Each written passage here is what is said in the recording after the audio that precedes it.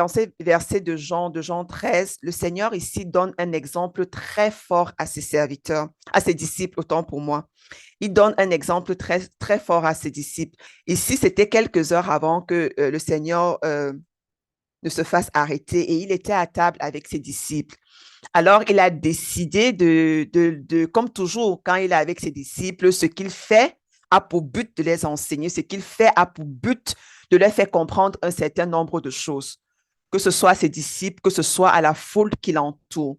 Et encore ce soir, il a décidé de les enseigner d'une manière pratique, en ce qu'ils puissent comprendre ce qu'il avait à leur dire. Alors, avant qu'il devait passer à table avec ses disciples, il a décidé de les laver les pieds. Alors, il a enlevé son manteau. Voyez l'image, il a enlevé son manteau, il a pris la serviette, il a pris une bassine d'eau et il s'est mis à laver les pieds de ses disciples. Et quand il est arrivé sur Pierre, vous savez, quand on essaie de lire la parole de Dieu, on sent que Pierre avait un caractère quand même assez fort. Je ne sais pas si c'est parce qu'il était pécheur, mais quand il est arrivé sur Pierre, Pierre a dit non, non, non, non, non, mais tu ne peux pas me laver les pieds. Je ne peux pas accepter que tu me laves les pieds. Et qu'est-ce que le Seigneur lui dit? Si tu n'acceptes pas que je te lave les pieds, c'est qu'entre toi et moi, il n'y a rien. Il a dit que, oh Seigneur, dans ce cas, ne me lave pas seulement les pieds, mieux tu me laves que tout le corps. Oh, c'est merveilleux parce qu'il ne voulait pas, il dit que Seigneur, lave-moi le corps. Mais même jusque-là, il n'avait pas encore exactement compris ce que le Seigneur voulait enseigner. Il n'avait pas encore compris ce que le Seigneur était en train de vouloir passer comme message. Et c'est pourquoi plus bas, il demande aux disciples, comprenez-vous ce que je vous ai fait? Vous m'appelez maître et Seigneur. Vous me donnez cet honneur. Oui, je suis vraiment votre maître, je suis votre Seigneur. Mais j'ai décidé en ce moment de laisser ma posture de maître et de Seigneur et de vous laver les pieds. J'ai décidé qu'en ce moment, votre maître et votre Seigneur, c'est lui qui va s'occuper de vous. C'est lui qui va prendre la peine de nettoyer les pieds. Et vous savez, à l'époque, chez les Juifs, c'était quelque chose de très significatif. Vous allez remarquer, les Juifs, ils aimaient toujours laver les pieds avant des repas, avant de faire telle ou telle chose, avant d'aller se coucher. Ils aimaient toujours laver les pieds. C'était très significatif. Et c'est ça que le Seigneur avait choisi, de nettoyer les pieds. Parce que s'ils le faisaient constamment, ça veut dire qu'ils estimaient que c'était une partie qui était vraiment assez sale. C'était une partie qu'il fallait vraiment à chaque fois purifier, nettoyer avec de l'eau pour se sentir propre. Et le Seigneur a décidé justement de partir là pour dire, OK, c'est là où vous dites que ce n'est pas propre. C'est là où vous dites, vous considérez que c'est bizarre. C'est là que moi, je vais vous nettoyer les pieds. Bien aimé, on se rend compte qu'aujourd'hui, l'humilité a disparu. Et je vais déplorer, je vais dire beaucoup dans le milieu chrétien. Moi, je ne parle pas dans le monde. Moi, je parle dans le milieu des enfants de Dieu. Parce qu'ici, le Seigneur s'agressait à ses disciples. Il ne s'agressait pas à une foule. Il s'agressait à ses disciples. Il leur donnait un exemple de ce qu'ils devaient faire quand il ne serait pas là. Il savait qu'il devait être crucifié. Il savait qu'il devait mourir. Et il y avait déjà beaucoup de choses qui s'étaient soulevées entre les disciples. Oh, le disciple préféré de Dieu. Oh, celui qui est ceci, celui qui est comme ça. Avec tout ça, est-ce que quand je ne serai pas là, ils seront soumis les uns aux autres? Est-ce que quand je ne serai pas là, il y aura cette humilité-là entre eux? Est-ce que l'un va pouvoir écouter lorsque l'autre va pouvoir parler? Est-ce que l'un va pouvoir se mettre à la place de l'autre? Vous savez, c'est très facile. Quand le maître est en classe, les élèves sont disciplinés.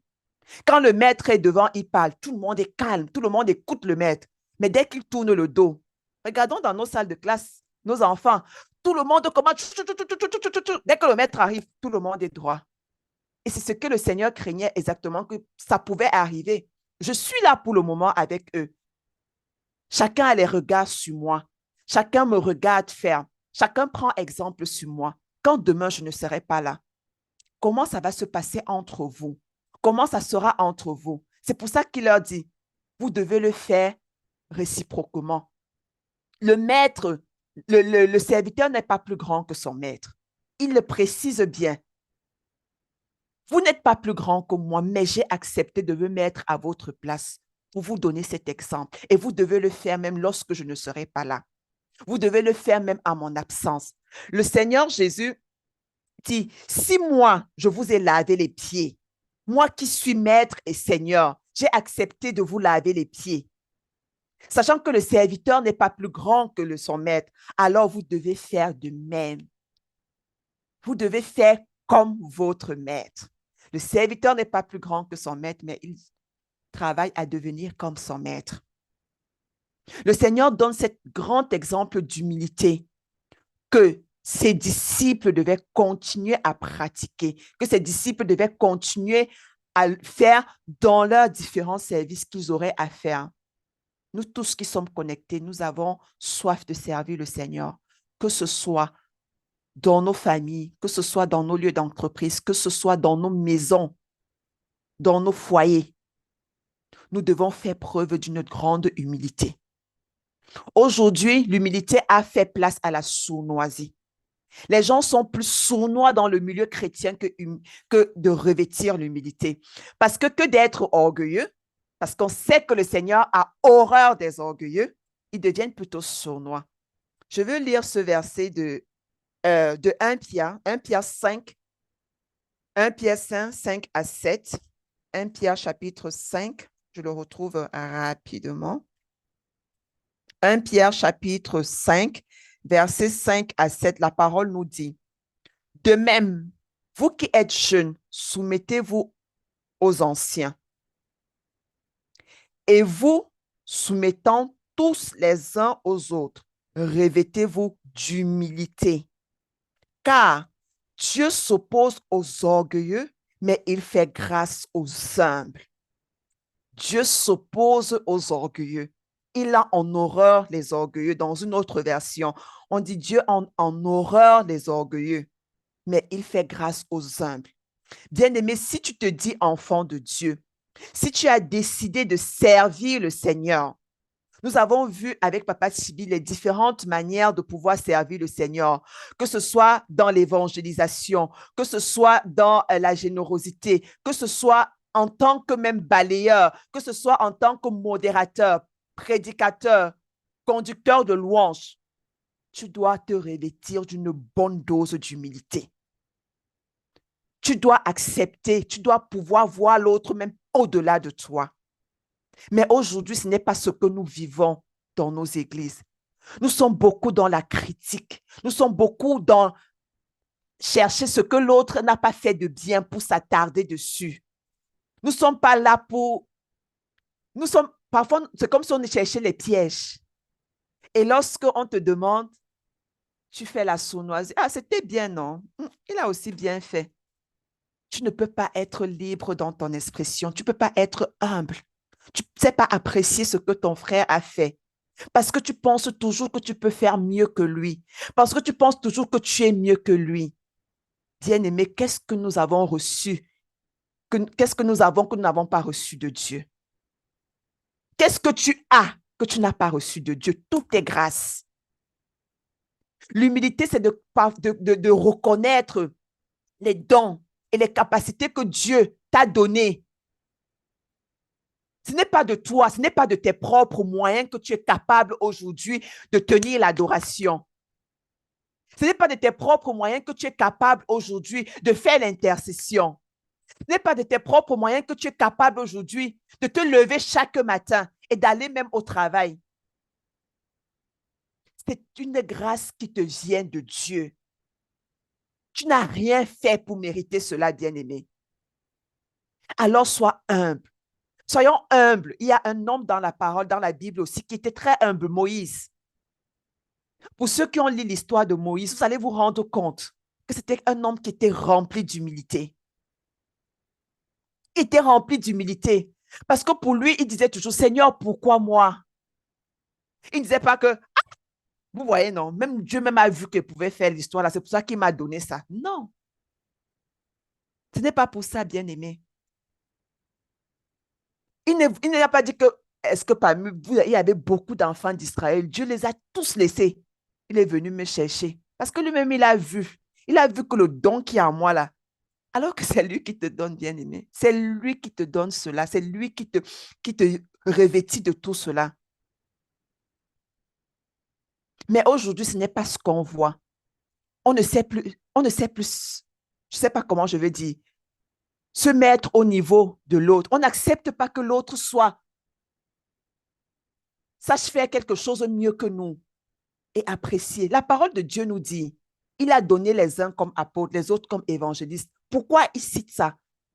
Pourquoi il n'a pas dit que, il a dit que toi là, tu seras apôtre, évangéliste, pasteur, docteur, tout en même temps. Pourquoi?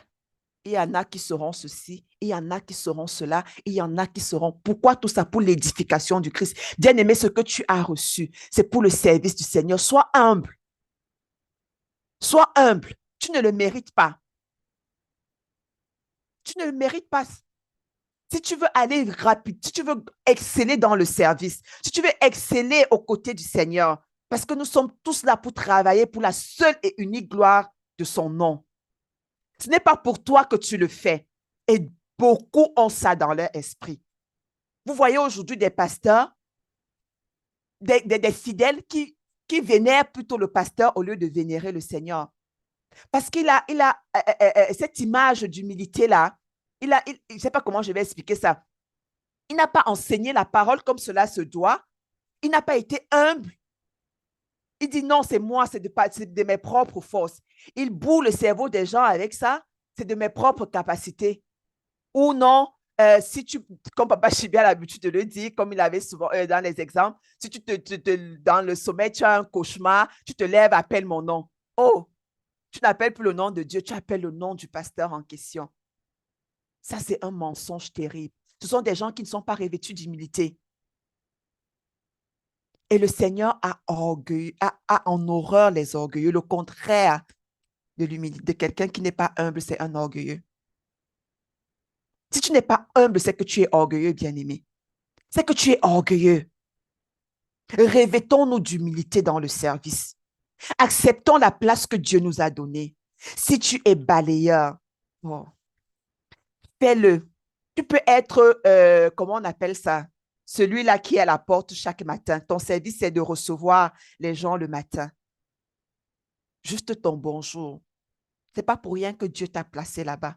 Juste ton bonjour. Quelqu'un peut venir à l'église le matin avec le cœur serré. Il vient parce que mieux il part à l'église que de rester à la maison.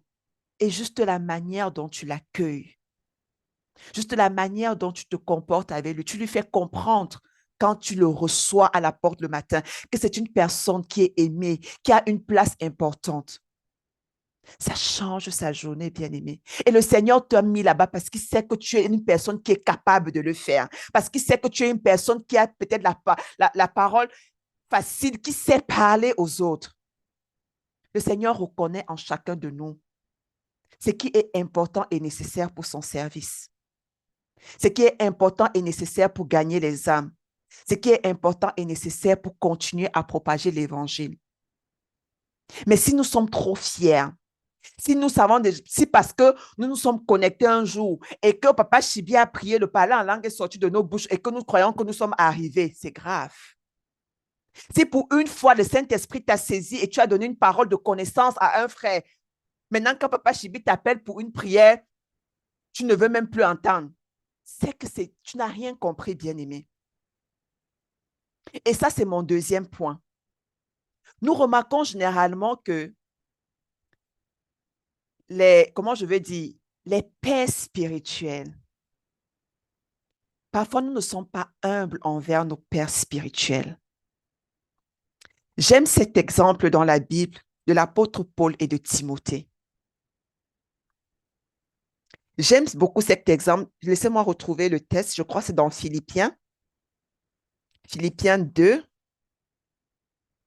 Je vais le lire pour nous. Philippiens 2, au verset 3 à 4. Philippiens 2, 3 à 4. Il dit, ne fais rien par esprit de rivalité ou par désir d'une gloire sans valeur, mais avec humilité. Considérez les autres comme supérieurs à vous-même. Que chacun de vous, au lieu de regarder à ses propres intérêts, regarde aussi à ceux des autres. Plus bas, où je veux en venir, parce que ici, l'apôtre Paul s'adresse à l'église aux Philippiens, et il a écrit une lettre avec son fils Timothée qu'il a envoyé à l'église de Philippe. Et il dit plus bas, au verset 19, j'espère dans le Seigneur Jésus vous envoyer bientôt Timothée, afin d'être moi-même encouragé par les nouvelles que j'aurai de vous. Car je n'ai personne qui partage mes sentiments pour prendre vraiment votre situation à cœur. Tous, en effet, cherchent leur propre intérêt et non ceux de Jésus-Christ. Vous savez que Timothée a fait ses preuves en se consacrant au service de l'Évangile avec moi comme un enfant avec son père.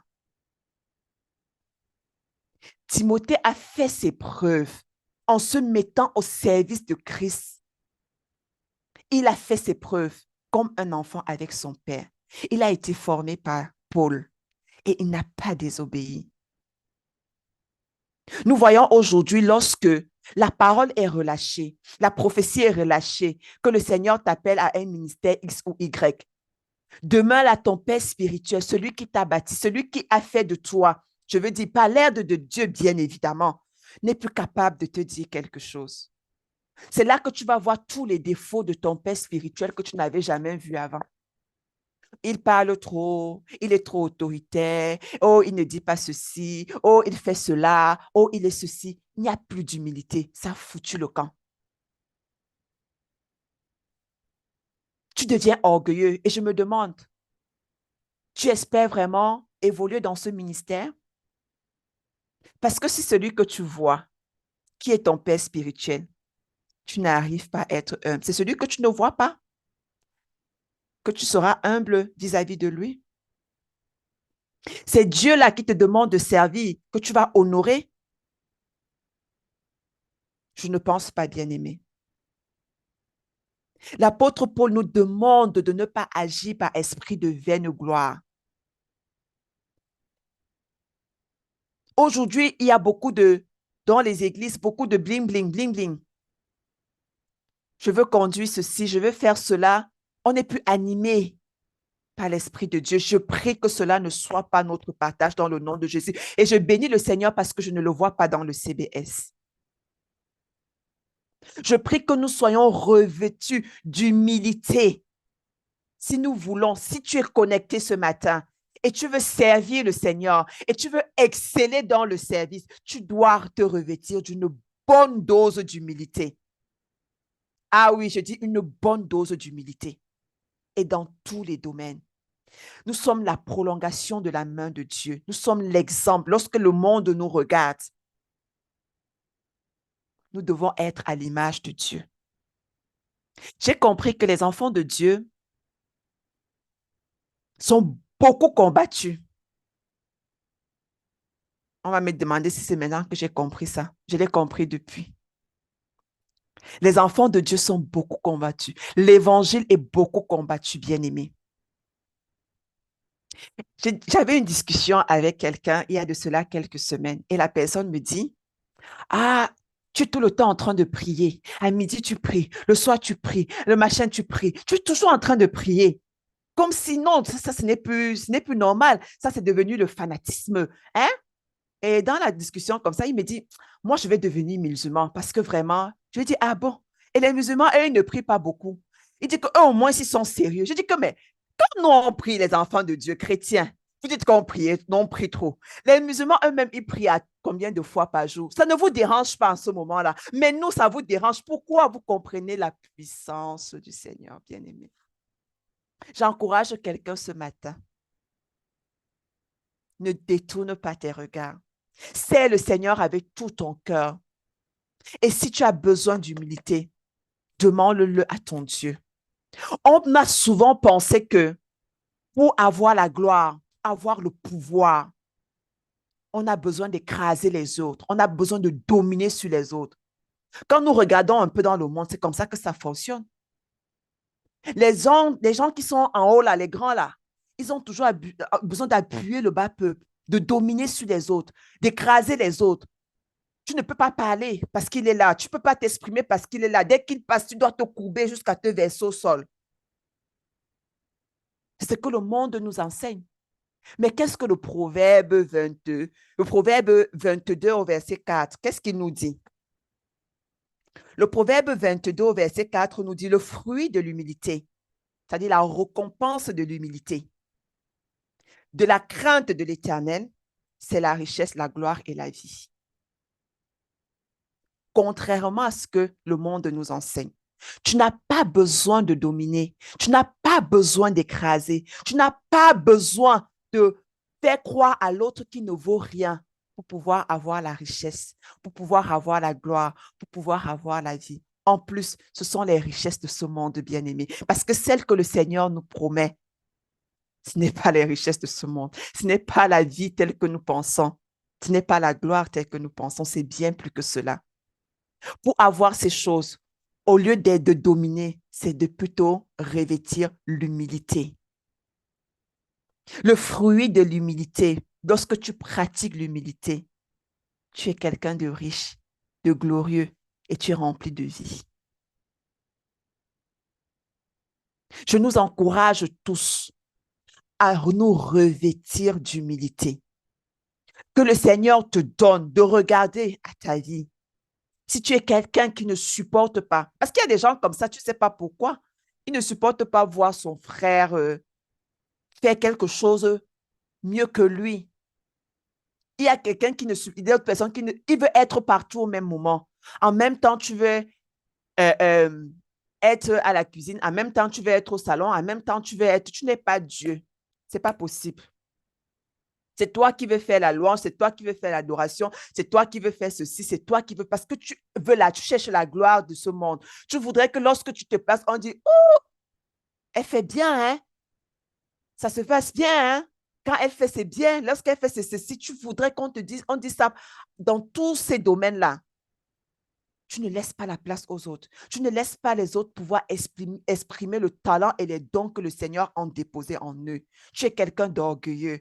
Tu cherches ton propre intérêt. Tu ne cherches pas l'intérêt de l'autre. Tu ne cherches pas l'intérêt de ton prochain. Parce que tu penses que tu es au-dessus. Tu penses que tu es supérieur. Et bien aimé, avec cette attitude, tu ne peux pas exceller dans le service. Tu ne peux même pas servir le Seigneur et aller loin. Tu ne peux même pas progresser dans le service. Si tu n'es pas capable de voir celui qui est en face de toi comme toi, au mieux lui donner même la place, que fait? Que fait? C'est ce que le Seigneur nous demande. Il a montré l'exemple à ses disciples. Nous sommes ses disciples. Sa parole est vivante. Elle agit encore aujourd'hui. Ce qui a été écrit pour nous aujourd'hui, c'est une révélation. Elle est encore vivante aujourd'hui. Le Seigneur nous dit, comme il a dit à ses disciples, nous devons le faire. Nous devons être capables à un moment d'enlever nos manteaux, d'enlever et de laver les pieds.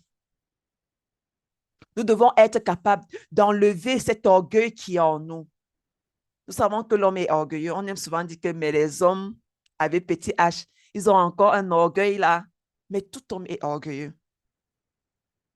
Et le Seigneur dit qu'il a horreur des orgueilleux. Moi, ça me fait bizarre d'entendre ça. Parce que tellement, je dis, oh mon Dieu, papa, tu m'aimes, machin. Et il ne veut pas que tu aies horreur de moi ou de ce caractère-là. Débarrasse-toi de ça et revêtis l'humilité qui va te donner d'exceller dans le service, qui va te donner d'aller de gloire en gloire. Lorsque tu es humble, bien-aimé, tu es disposé même à recevoir. Tu es disposé à recevoir. Pour l'histoire de Paul et de 1 Timothée, lorsque tu lis le livre de 1 Timothée, 2 Timothée, tu te rends compte que la prophétie qui avait été donnée sur Timothée est en train, comme l'apôtre Paul dit, parce que tout simplement, il est à l'écoute de son père spirituel. Il aurait pu recevoir cette prophétie-là et dire, ah, celui-là, il me sait encore de quoi? Ah, ah, non, mais il est à l'écoute, il est humble, il écoute, il se laisse enseigner. Lorsque tu n'es pas humble, tu ne peux pas te laisser enseigner. Lorsque tu n'es pas humble, tu ne peux même pas recevoir. Ce que tu as reçu un jour va s'épuiser parce qu'à un moment donné, tu n'as plus, tu as cessé. L'orgueil a pris la place et tu seras vide. Tu seras vide, bien-aimé. Que le Seigneur remplisse chacun de nous ici connectés ce matin d'une grande humilité. N'arrive pas dans ton lieu de service et tu penses que parce que tu sais mieux taper la machine ou bien parce que tu sais mieux faire telle chose qu'une autre personne, tu vaux mieux que cette personne-là.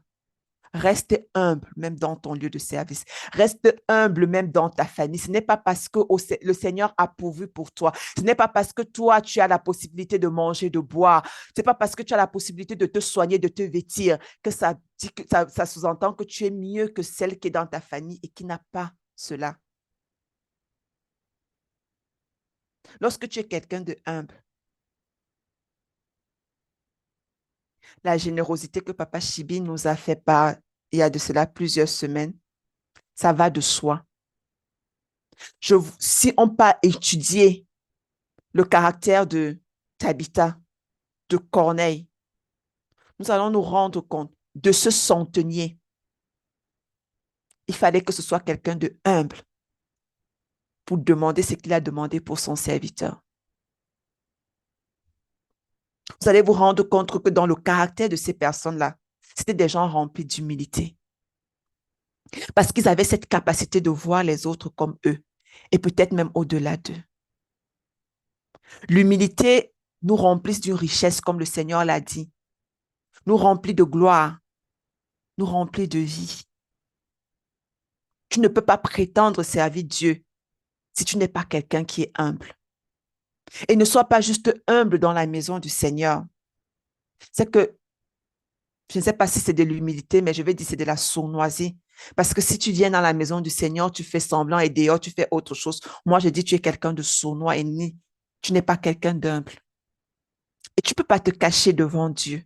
Tu peux te cacher devant les hommes, mais tu ne peux pas te cacher devant Dieu. Généralement, ce qui détruit les églises, c'est l'orgueil des fidèles. Parce que l'un n'est pas content de voir l'action qui a été posée pour son frère. L'un n'est pas content de voir celui-là diriger telle chose. L'un n'est pas content de voir celui. Ça suscite en lui quelque chose, la jalousie, qui pousse à la destruction. Parce qu'à la base, la jalousie est venue trouver l'orgueil. Ne laissons pas cette porte dans nos vies. La parole de Dieu, elle est vraie encore aujourd'hui. Les promesses de Dieu sont encore vraies pour toi et pour moi encore aujourd'hui. Nous n'avons pas besoin de faire comme les gens de ce monde. Nous sommes là, mais nous ne sommes pas de ce monde. Nous savons où, à quel monde nous appartenons. Et si le Seigneur l'a dit, c'est parce qu'il sait que nous sommes capables, en tant que ses enfants, de pouvoir le faire. Ce n'est pas parce que tu es humble que tu es faible. Jamais. Ce n'est pas parce que tu es humble que tu es faible. Par l'humilité et la générosité de Tabitha, elle a suscité. Moi, j'aime le dire, toute une ville d'intercesseurs. Les gens ont commencé à prier pour elle, prier pour elle, prier pour elle. Si elle était quelqu'un qui était un peu orgueilleuse, même si elle donnait, parce on voit des gens qui donnent, mais il y a des gens qui donnent, mais remplis d'orgueil, justement parce qu'ils veulent que, oh, celui-là a donné, oh, tout ça, parce qu'ils veulent la gloire éphémère. Mais ce n'est pas ce qu'elle cherchait. Ce n'est pas ce que Tabitha cherchait dans son action. Elle était humble dans ce qu'elle faisait. Et elle a suscité toute une ville d'intercesseurs. Est-ce que c'est ton cas, bien-aimé? Est-ce que ça te parle ce matin? Est-ce que lorsque tu essaies de regarder à toi, tu trouves que tu revêtis ce caractère-là? Que Dieu aimerait qu'en tant que son disciple, que Dieu aimerait que pour le service pour lequel il t'appelle, tu parles dans ta famille, tu annonces l'évangile dans ta famille, tu annonces l'évangile dans ton lieu de service, tu annonces l'évangile dans ta maison. Est-ce que tu es quelqu'un d'humble? Moi, je connais quelqu'un.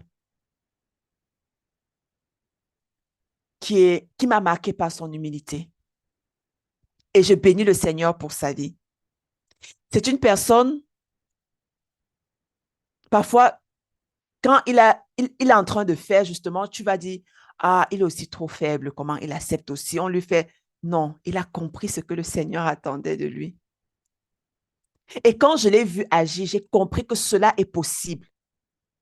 Tu peux être humble, bien-aimé. Le Seigneur nous dit, c'est lui qui va nous justifier. C'est lui qui te protège. C'est lui qui te garde. C'est lui qui veille sur toi. De quoi as-tu peur? Qu'est-ce qui t'empêche d'être humble? Ce que les gens vont dire de toi, ça ne doit pas t'intéresser. C'est ce que Dieu pense de toi qui doit te préoccuper. C'est ce que Dieu attend de toi qui doit te préoccuper. Tu ne peux pas, bien-aimé, prétendre servir le Seigneur et de se croire exceller dans le service de Dieu, peu importe dans les domaines, peu importe là où le Seigneur t'appelle à le servir, peu importe, tu ne peux pas prétendre le faire si tu n'es pas quelqu'un qui est rempli d'une grande humilité. Je prie ce matin que le Seigneur vraiment nous donne de respecter cette parole. Nous voulons servir le Seigneur de tout notre cœur. Nous voulons qu'au travers de nous, des âmes, des vies soient sauvées. Alors que le Seigneur nous donne de revêtir ce caractère, parfois ça peut nous échapper. Parfois, tu as tendance à écouter certains, non, non, non, là, maintenant, là, on va d'abord retirer le manteau, là, on va mettre d'écouter le manteau de, une manière de dire que là, on va être une autre personne, quoi. Une manière de dire que là, on va oublier un peu qu'on connaît même Dieu. Il y a certaines personnes qui disent ça. Non, on va pas oublier qu'on connaît Dieu une minute. Là, toi et moi, on va s'entendre. Tu n'as pas besoin de ça, bien-aimé. Tu n'as pas besoin de changer qui tu es pour quelqu'un d'autre qui n'a pas compris, qui n'a pas la même vision, qui ne connaît même pas à quel royaume tu appartiens. Lui n'est ici dans ce monde. Toi, tu n'appartiens pas, même si tu y vis. Je prie vraiment ce matin que le Seigneur continue de parler dans nos cœurs, que cet exemple qu'il nous a donné avant d'aller sur la croix prenne vie en nous, que nous soyons des personnes remplies d'humilité, que nous ne cherchons pas à regarder les autres comme s'ils sont inférieurs à nous. Parce que tout ce que nous avons reçu de Dieu. Nous ne le méritons pas. Tu n'as rien fait, bien-aimé. Parce qu'il est même mort avant même que tu ne donnes ta vie. Tu n'as rien reçu. Tu n'as rien fait pour mériter cela. Il t'a choisi. Il t'a appelé. Il a donné des dons pour que toi, en retour, tu édifies son peuple. Pour que toi, en retour, tu bénisses tous ceux-là qui sont autour de toi. Si tu dois être un intercesseur, fais-le avec ce cœur que Dieu t'a donné. Il ne faudrait pas qu'on t'appelle 4 fois pour venir intercéder, comme si tu n'étais pas là, on ne pouvait pas prier. Non, il ne faut pas ça. Ne mets pas cette idée dans si un jour ça t'a traversé, pardon, prie que Seigneur, je ne veux pas. Refuse ça. Refuse ça. Parce que nous sommes au service du Seigneur. Nous ne sommes que des instruments entre ses mains. Ne faisons pas des prières que nous ne pensons pas. Ne disons pas des mots que nous ne mesurons pas. Lorsque nous nous plaçons, nous disons, Seigneur, nous sommes des instruments entre tes mains. Seigneur, ce que nous avons reçu, nous ne le méritons pas. Seigneur, j'espère que ce sont des paroles que nous pesons. Parce que si c'est vraiment ça que nous disons et que nous pensons et que nous pesons, ce ne sont pas des prières zélées que nous sommes en train de faire. Alors nous devons être des enfants de Dieu remplis d'humilité. Le Seigneur, en donnant ça à ses disciples, savait que chacun d'eux a un caractère bien particulier.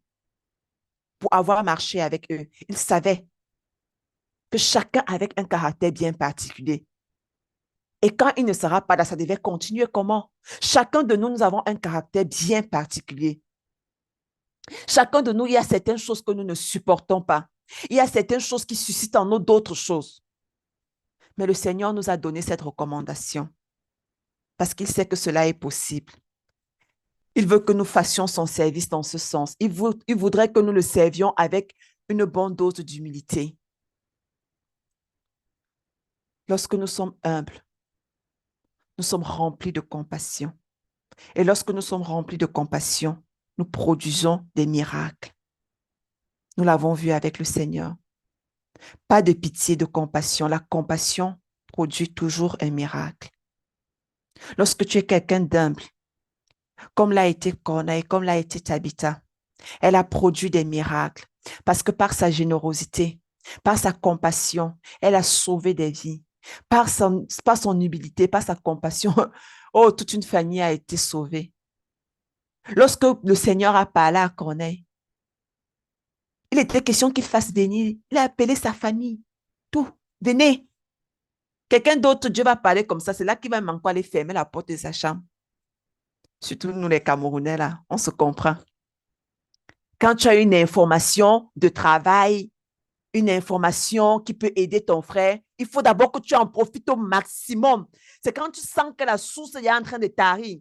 Là, il y avait un boulot là-bas quelque part. Je ne sais pas, j'avais oublié de te dire. Il faut aussi tenter d'aller t'inscrire. Peut-être on va te prendre. Hmm. Que Dieu nous donne de ne plus être comme ça. Nous sommes des enfants de Dieu. Et si le Seigneur a décidé que c'est pour toi, personne ne pourra changer la donne.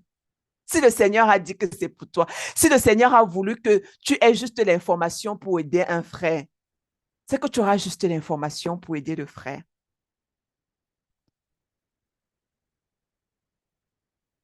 Je prie vraiment ce matin, ou j'aimerais vraiment que nous prions tous ensemble ce matin. Si tu ressens dans ton cœur que tu es quelqu'un qui parfois manque d'humilité, tu as du mal à considérer les autres comme toi, tu as du mal à voir les autres comme toi. Quand je préparais ça, je disais, waouh, Seigneur, ça s'enchaîne. Ce que le Seigneur nous demande, ce sont des choses qui s'enchaînent.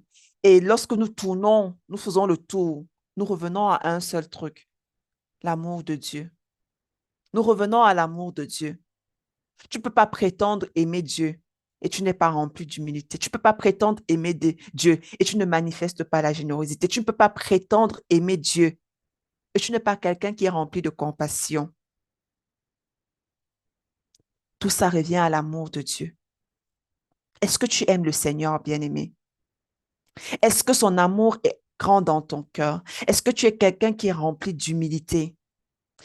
Si tu étais quelqu'un qui combat beaucoup avec l'orgueil, ou on t'a fait ce reproche parce que justement, tu es tellement orgueilleux, tu n'arrives pas à voir, tu n'arrives pas à accepter qui, moi, je ne suis pas orgueilleux, hein, c'est parce que vous ne me comprenez pas.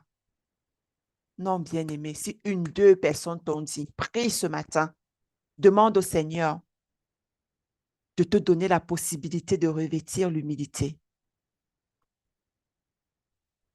Je voudrais que nous ouvrons tous nos micros ce matin parce que c'est une prière que chacun doit faire pour soi. Tu vas ouvrir ton micro et tu vas prier pour toi. Tu vas prier vraiment pour ton cœur. Tu vas prier que pour le service que le Seigneur t'a appelé parce que si tu es connecté ce matin, le Seigneur t'a choisi.